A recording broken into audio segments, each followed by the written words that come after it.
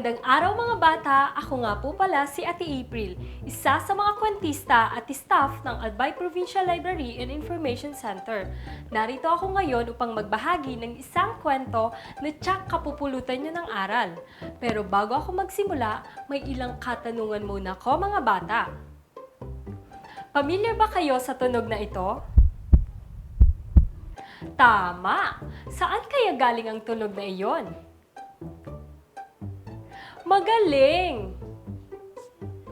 At dahil dyan, ang inyong mga sagot ay may kinalaman sa ating kwento na pinamagatang Pakinggan ang Aking Katawan mula sa kwento ni Rohini Nilikani at iginuhit naman ni Angie Anopesh hatid sa atin ng Let's Read of the Asia Foundation.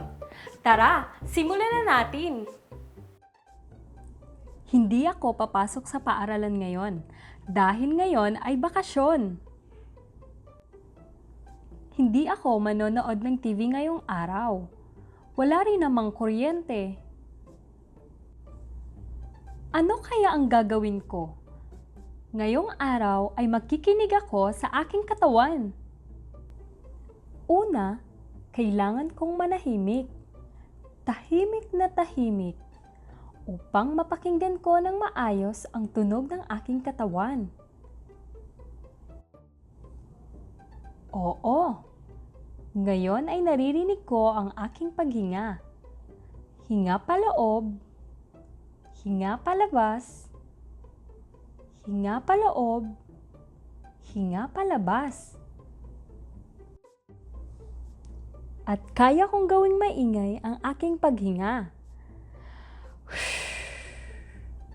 At mahina. At ngayon, naririnig ko ang tibok ng aking puso. Dugdug, dugdug, dugdug.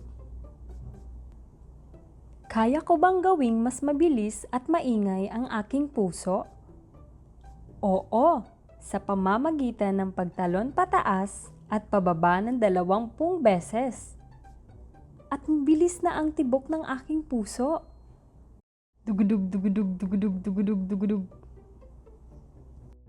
At kapag nilalagay ko ang aking daliri sa aking pulso, maririnig ko na ang aking pulso. At naririnig ko ang aking sarili na tumatawa. At ang aking iyak. At pumapalakpak. At higit sa lahat, naririnig ko ang aking tiyan na tumutunog. At sinasabing, pakainin mo ako, pakainin mo ako.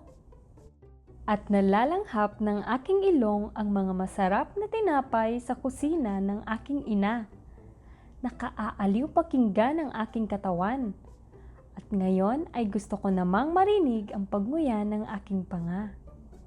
At ang aking tiyan ay natitikman ang kahanga-hangang mainit na tinapay ni nanay. At dahil sa kwento, naaaliw tayo na pakinggan ang tunog ng ating katawan. At dyan nagtatapos ang aking kwento na pinamagatang Pakinggan ang Aking Katawan. Muli, ako nga po pala si Ate April na nag-iiwan ng kasabihang alagaan at mahalin ang ating katawan para makalika ng musika sa ating buhay. Huwag kakalimutan na mag-follow, like, and subscribe sa aming Facebook page at YouTube channel para sa iba pang kwento na kapupulutan nyo ng aral. Hanggang sa muli, paalam!